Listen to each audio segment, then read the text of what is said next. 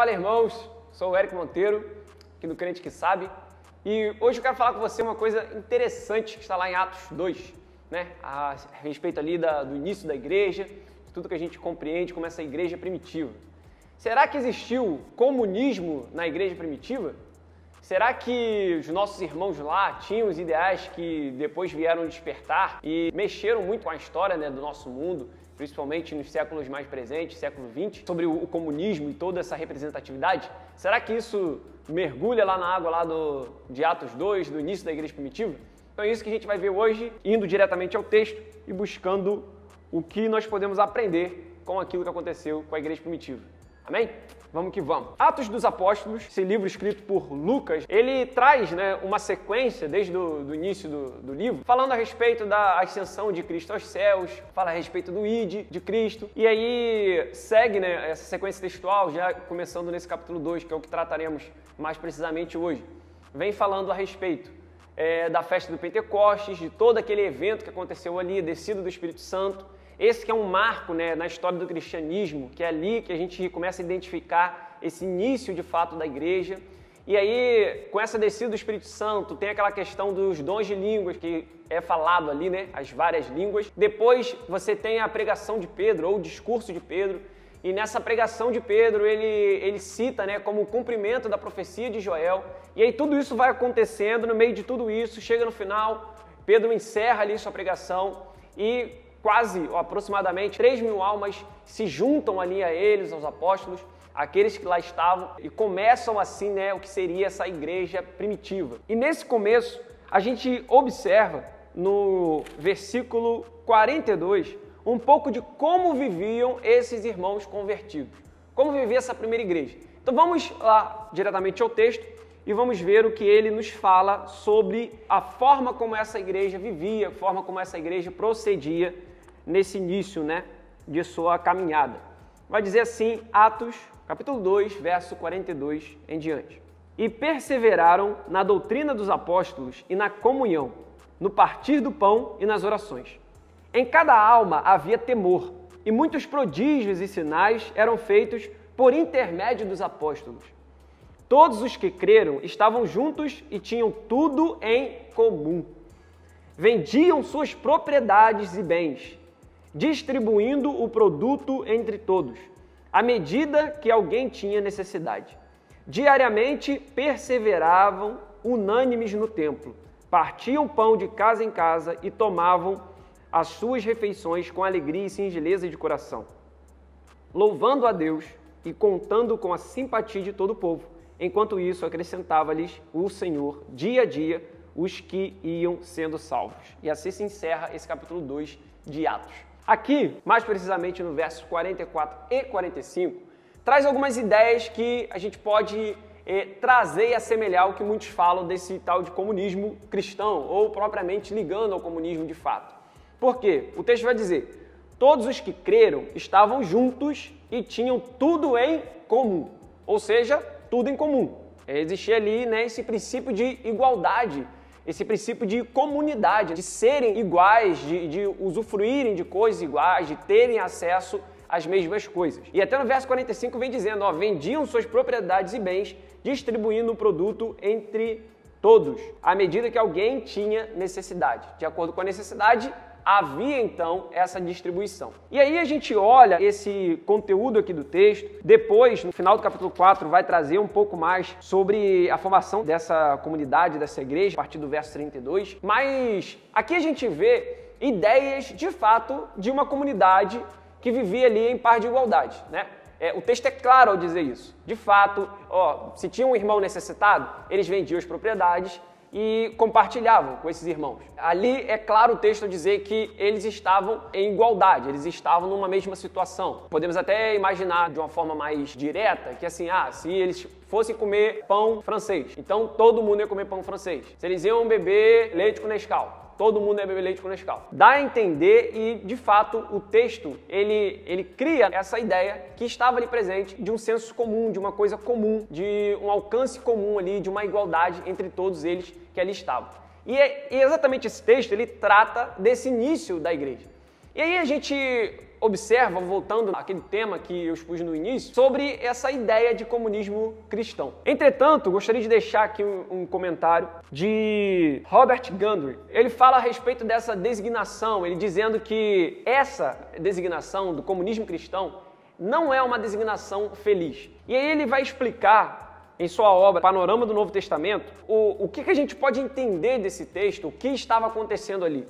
Trazendo uma citação direta, ele vai dizer o seguinte: em Jerusalém se compartilhava das coisas por motivo de devoção a Deus, tratando-se de uma atitude inteiramente espontânea, que jamais teve por intuito tornar-se uma instituição permanente. Foi uma medida meramente temporária, que permitiu aos convertidos, chegados de outras regiões, para participarem da festa de Pentecostes em Jerusalém, ficarem por mais tempo do que lhes seria possível de outro modo, a fim de que receberem maiores instruções acerca de sua recém-achada fé cristã. Ou seja, o que o Gundry vem defendendo aqui? Que, na verdade, o que acontece ali foi uma situação realmente singular, uma situação inerente ao tempo. Porque quando a gente vai ver no decorrer da festa do Pentecostes, é um dos pontos que nos ajuda muito a interpretar o que seria aquele dom de línguas ali em Atos 2, porque diz que tinham ali judeus de diferentes partes, e eles estavam ali reunidos. E até essa manifestação ali dos dons ali serviu como essa forma da pregação do evangelho vir a todos de diferentes línguas, mas entenderem em sua própria língua. Então, a gente observa tanto como essa explicação para esse dom de línguas dali de Atos 2, como também para esse tipo de situação agora que nós vemos a respeito desse início da comunidade cristã e do que muitos hoje em dia costumam dizer, usando como uma designação infeliz sobre o comunismo cristão. Que na verdade é o quê? Esses estavam ali reunidos para a festa em Pentecostes. E imagine, né, que eles tinham chegado agora para essa fé cristã. Eles tinham visto toda aquela questão da descida do Espírito Santo, a questão de todo aquele mover ali do Pentecostes. E aí Pedro dá aquela palavra de poder e eles se sentem quebrantados com aquela palavra. A palavra encontra assim um caminho em seus corações e então quase 3.000 almas se juntam. Então imagine todo esse povo de diferentes áreas reunidos ali. Eles não vieram ali para poder ficar um longo tempo, apenas passar aquela festividade, como era de costume de todos os judeus. E então a gente observa ali todo esse evento, todo esse momento construído. Nessa situação, o que acontece com a igreja, como que a igreja se comporta, né? Como que os apóstolos se comportam, para que aqueles que vieram de longe tivessem essa oportunidade de aprender um pouco mais sobre esse esclarecimento da fé cristã, a dizer de fato quem é Jesus. Jesus é o Senhor. Pedro vai dizer que Jesus está lá, né, assentado à destra do Pai, vem trazendo Jesus como o Senhor, como o Cristo, o ungido. Então Pedro apresenta Jesus e liga ao Deus de Israel, e aí ele apresenta essa fé cristã. E então esses que se chegaram, eles querendo, desejosos a saber mais sobre essa fé, eles então tiveram a oportunidade de lá ficarem por mais um tempo. Então imagine que você foi para uma viagem em um determinado lugar, você foi para um evento que ia acontecer ali, sei lá, vou dar um exemplo, durante um final de semana. Se lá acontece uma coisa e tal, e você precisa ficar porque você quer aprender mais sobre aquilo ali que está acontecendo. Você não se programou para aquilo. Não tinha como você ligar para alguém e pedir para fazer uma transferência bancária. Não tinha como você ir e ter acesso lá ao seu banco. A gente está falando aqui do início da era cristã. A gente está falando aqui desse primeiro século. Então, como que a gente observa tudo isso? A gente vê que existiu ali, de fato, essa necessidade desse amparo pelos irmãos que ali estavam em Jerusalém. E então esse amparo veio. E é por isso que a gente vê esse senso comum sendo estabelecido ali na igreja a princípio. E aqui, como Gundry felizmente fala, a respeito de uma atitude inteiramente espontânea, ou seja, algo que era inerente àquele tempo. Tanto que depois a gente vai ver um caminhar de uma forma mais distante do que realmente aconteceu aqui. Quando a gente vai vendo as situações das igrejas, os próprios apóstolos, essas caminhadas, você vai vendo eles desempenhando ofícios. Tem o apóstolo Paulo, que tinha, né, essa questão de construir tendas. Então você observa que a igreja ela foi se mantendo parecido com o que temos hoje. Entretanto, a grande diferença não é que a igreja não deve tratar um ou outro como igual. Claro que sim, deve se tratar como igual. A questão é que a gente não pode, ou é infeliz, a gente pegar esse texto aqui e querer usar como base para a gente sustentar uma nova modalidade, sabe, de existência, de igreja, em que preserve um comunismo cristão. Porque a própria palavra comunismo já traz consigo uma carga de significado muito forte.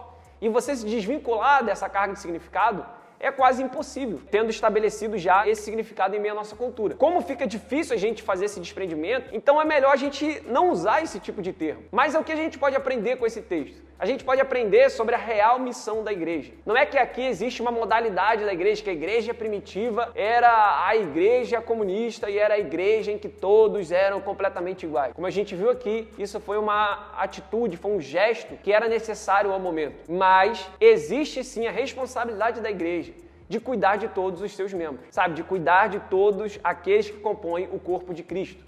Porque um corpo saudável só vai ser saudável se todos os membros que constituem aquele corpo tiverem e usufruarem da mesma saúde. Isso é lógico. Isso vai muito de encontro com a analogia que o apóstolo Paulo vai fazer em 1 Coríntios. Então, a gente observa que existe toda essa coisa inerente ao tempo e ao momento. E como eu estava falando, o que a gente pode aplicar aos nossos dias, que você pode aplicar para a sua vida, irmão, é que existem princípios aqui sim que devem ser trazidos e devem ser sustentados por nós. De que nós somos todos iguais, sim.